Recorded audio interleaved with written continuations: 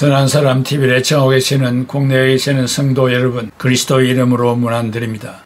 지난 시간엔 헬라파 유대인과 히브리파 유대인은 누구였는가에 대해서 한 시간 말씀을 드렸고, 또 오늘 또 한 시간 더 말씀을 드려야 이 사실에 대해서 명백하게 구분을 할 수 있으며, 초대교회에 있었던 분파별로 갈등이 일어났을 때 어떻게 해결했는가를 현실 교회에서도 우리가 적응할 수 있기 때문에 이 말씀을 잘 경청하여 우리가 출석하는 교회에 속한 이러한 문제가 일어난다면 이 말씀을 적용하여 문제 해결의 기수들이 되시기를 바랍니다. 사도행전 8장 1절에 그날에 예루살렘에 있는 교회에 큰 박해가 있어 사도 외에는 다 유대와 사마리아와 모든 땅으로 흩어지니라. 스데반의 순교 후 예루살렘 교회에 큰 핍박이 있었고 사도들만이 이 핍박에서 제외되었다고 한 것에 대해서 사이몬은 의아하게 생각했습니다. 헬레니스타인, 헬라파 유대인은 쫓겨나고 헤브라요, 히브리파 유대인은 남았다고 생각하기 쉽지만 왜 사도들과 헬라파 유대인 사이에 있을 수 없는 구별이 있었는가? 그것은 본인도 동의하기에 혼란스러운 일입니다. 그러나 갈릴리 출신으로 예수님의 부활 이후까지 예루살렘에 살지 않았던 사도들이 예루살렘 지역 안에 있는 어떤 회당이든지 결코 참석하지 않았던 유일한 유대 남자들이라고 생각한다면 확실한 대답이 있을 수 있습니다. 그리고 스데반의 설교를 들은 유대인들은 마음이 찔려 회개도 했지만 반대로 분노하고 대항하는 세력들도 있었습니다.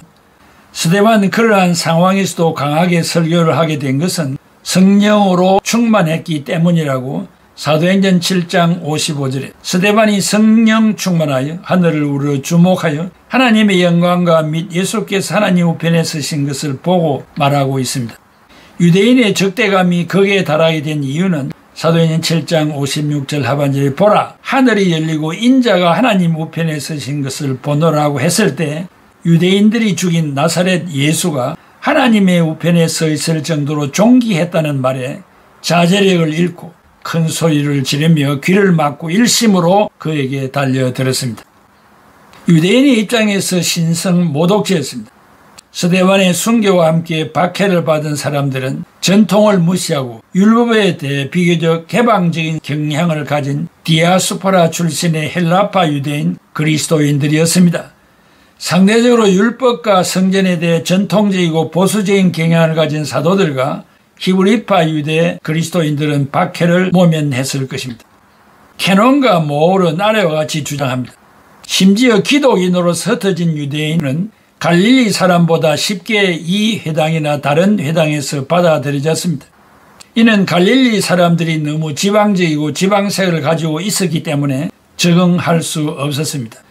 만약 그들이 어떤 회당이든지 속하지 않았다면 실제적으로 어떤 회당에서도 공동체 안에서 자연적으로 배교자가 되지 않기 때문에 혹독한 박해를 피할 수 있었던 유일한 그리스도인들일 수가 있습니다. 여기 흩어진이라는 말은 헬라말로 디에스파레산, who had been scared, 수동태입니다.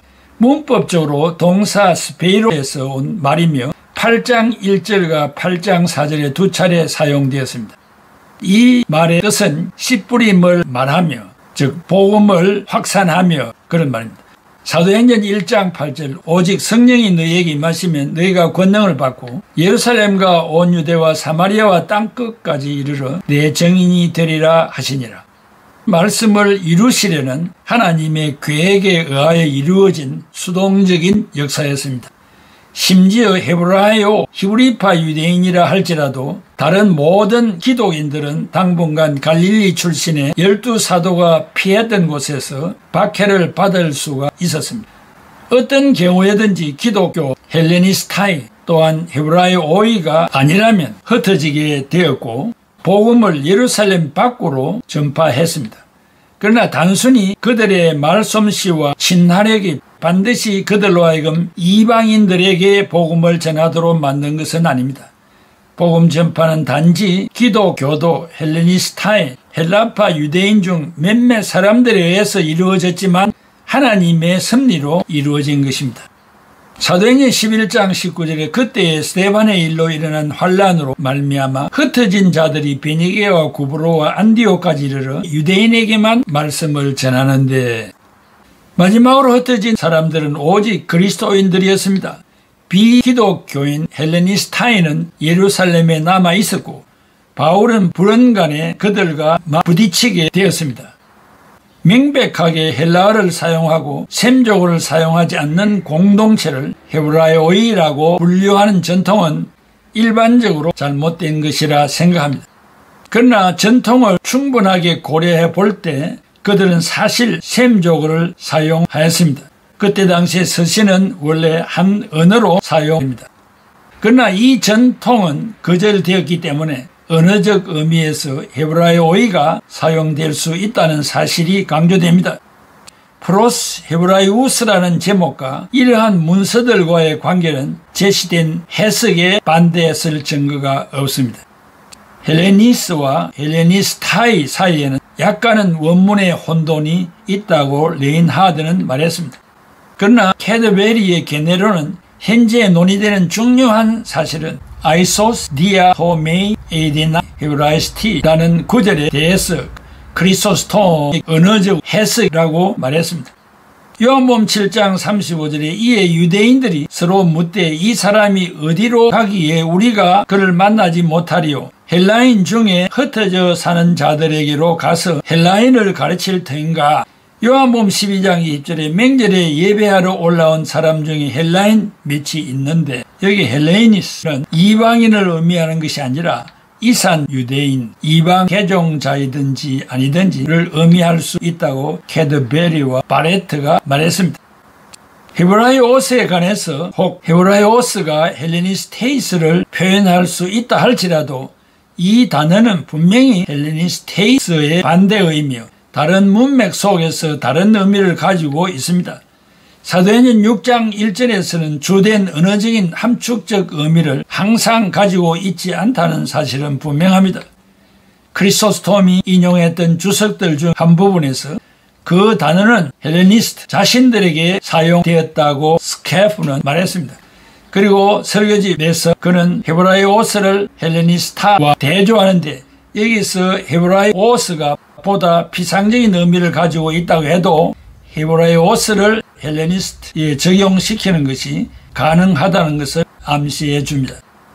비록 필로가 헤브라이오스의 언어적 의미를 때때로 인용했다 하더라도 그 사실은 결정적인 것이 아니라고 콜솜과 휘테크가 말했습니다.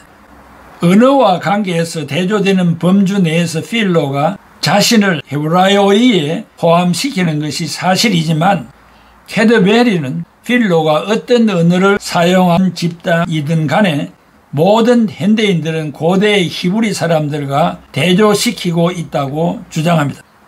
그러나 어떤 경우든 유세비우스는 필로를 헤브라이오스라고 지칭하고 포티우스는 필로를 헬레니스트와 비교하는 것 같습니다.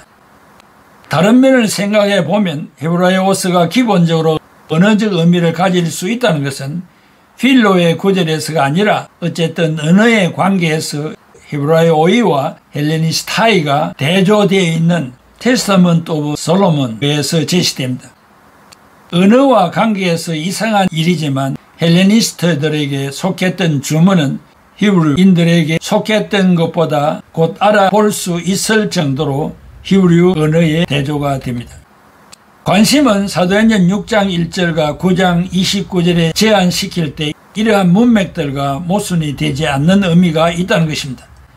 사도행전에서 헬레니스타인은 헬라어뿐만 아니라 셈조어까지도 사용하는 유대인을 의미하는 히브라이어와 대조해서 날 때부터 유대인이든지 이방 개종자이든지 간에 셈조어는 사용하지 않고 헬라어만 사용하는 유대인을 의미한다고 윌리엄스와 반 하우스는 말하고 있습니다. 실제적으로 모든 사람이 헬라어를 사용하는 곳에서 그 정도가 아포칼립스의 선견자라 할지라도 이 사실은 아주 엉터리의 가정이 아니라고 사이몬은 제안합니다. 예루살렘에서의 사정과 관련해서 그러한 사정에서 명백하고 단순하게 하기 위해서 필요한 것은 한편으로는 충분하게 언어적 제한을 지적하는 것이고 다른 한편으로는 언어적 내포를 해주는 것입니다. 많은 헬라화된 유대인들이란 단어를 선택했는데 그것은 문제가 단순히 언어적인 것이 아니라 문화적인 문제도 가지고 있기 때문입니다. 본인 헬레니스테이스와 헤브라이오스가 분명히 광범위한 함축적인 의미를 가지고 있다는 가능성을 배제하지 않습니다. 그러나 만약에 논쟁하기 위해서 누가의 사도행전에서 헬레니스타인은 예루살렘에 사는 유대인으로 회당에서 성경을 읽고 예배를 드릴 때 헬라어만을 사용하므로 주로 구분이 되는 사람들인 반면에 히브라이어어에는 아람어와 셈족어를 사용할 수 있고 이해할 수 있을 뿐만 아니라 헬라 성경까지도 쉽게 사용하는 사람들이라고 주장한다면 사도행전의 기사를 의미 있게 만드는 것이라고 생각합니다. 지난 시간과 이번 시간을 요약하면 사도행전에 나타나는 바대로 헬레니스타이와 헤브라이어어를 그대로 받아들인다면 제한된 의미는 많은 문제들을 해결할 것처럼 보이지만 반면에 다른 제한은 오히려 문제를 가중시킬 우려가 있습니다. 예루살렘의 상황과 관련해서 헬라어를 말하는 사람들을 셈족어를 말하는 유대인과 대조해서 헬라어만 말하는 사람들이라고 정의하는 것은 이 시점에서 타당한 것처럼 보입니다. 이런 식으로 해석을 할 때에는 사도행전에 나타난 기사는 결국 뒤에 있는 깊은 의미를 요구하거나 다시 바꾸어 쓸 필요가 없는 것입니다. 스데반의 순교로 예루살렘 전체의 박해로 나타났는데 박해를 받은 그리스도인들은 유대와 사마리아로 흩어졌습니다. 예루살렘 교회의 최고 지도자인 사도들을 남겨두었다는 것은 쉽사리 이해가 되지 않습니다. 박해는 모든 기독교인들에게 해당된 것이 아니라 주로 스데반처럼 성경과 율법에 대해서 비판적인 입장을 가지고 있었던 헬라파 유대인 그리스도인들에게 가해진 것 같습니다. 즉 비교적 개방적인 성향을 가진 디아스포라 출신의 헬라파 유대 그리스도인들이었고 상대적으로 율법과 성전에 대해서 보수적인 성향을 가진 사람들과 히브리파 유대인 그리스도인들은 모면한 것 같습니다. 그렇다면 세계 선교의 주역자들이 사도들이 아니라 헬라어를 말하는 유대인 그리스도인들이었다는 것입니다. 스데반의 이런 비판이 예루살렘 공동체에 대하여 큰 박해를 불러일으켰고 그 결과 그들이 유대와 사마리아 전역에 흩어지게 되었습니다. 사도행전 8장 1절에 사울은 그가 죽임당함을 마땅히 여기더라. 그날에 예루살렘에 있는 교회에 큰 박해가 있어 사도 외에는 다 유대와 사마리아 모든 땅으로 흩어지니라. 빌립은 7명의 집사 중에 한 사람으로서 복음 증거의 증인이 되기도 했습니다. 이스라엘은 크게 세 지방으로 구분되었는데 북쪽은 갈릴리, 남쪽은 유대, 중간은 사마리아였습니다. 사마리아는 헤롯 대제가 세바스테로 개명한 곳이기도 합니다. 주전 722년 아수르, 즉 아시리아에 정복되기 전까지 북왕국 이스라엘의 수도였습니다. 아수르 군대는 거기에 살던 많은 유대인을 포로로 잡아가고 그 자리에 외국인들을 거주시켜 혼혈족이 출생했습니다. 이 혼혈족이 바로 사마리아인으로 알려져 순수 혈통을 자랑하는 유대인으로부터 멸시를 받았습니다. 헬라파 유대인 중 한 사람인 빌립은 사마리아 사람들을 복음화시키는 일에 매우 적합한 인물이었습니다. 사마리아인들은 예루살렘 성전을 유일한 예배 장소로 인정하지를 않았습니다. 그 이유는 다음 시간에 말씀드립니다. 요한복음 4장 21절에 예수께서 이르시되 여자여 내 말을 믿어라. 이 산에서도 말고 예루살렘에서도 말고 너희가 아버지께 예배할 때가 이르리라. 기도하겠습니다. 고마우신 아버지 하나님, 은혜와 사랑을 감사합니다. 초대교회도 성령이 충만했지만은 인간이 사는 세상이기 때문에 이러한 분파적인 문제가 일어나고 있었다는 사실을 말씀을 통하여 들었습니다. 아버지 하나님, 인간으로서는 어찌할 수 없지만은 성령이 함께 하실 때 완악한 마음을 나비 녹듯이 녹일 수가 있으며 또한 돌같이 굳은 마음도 녹일 수가 있는 줄로 믿습니다. 먼저 우리들이 이 말씀이 어렵지만은 잘 이해하여서 우리가 출석하는 교회에 혹간 그런 문제가 일어난다면 앞장서서 해결하여 하나님의 쓰임을 받는 자들이 되게 하시고 교회 사명의 부흥과 발전이 중단되지 않고 주 오실 때까지 계속될 수 있도록 우리 애청자들이 이 교회의 주역자들이 되도록 은혜 베풀어 주시옵소서. 예수 그리스도의 이름으로 기도하옵나이다. 아멘. 불평불만과 함을 가득 찬 이 세상에 너는 무엇 위해 사는가? 참된 자유와 평화 너는 맛보았는가? 너는 무엇 위해 사는가? 참된 자유, 참된 평화 너는 무엇 위해 사는가? 불평불만과 함으로 가득 찬 이 세상에 너는 무엇 위해 사는가?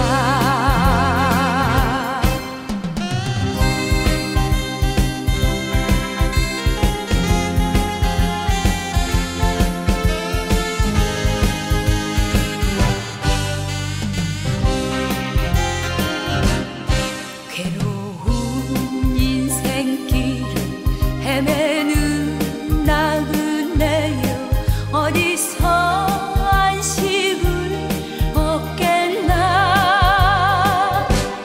어둠이 에워싸고 찬바람 부는 이 밤 어디서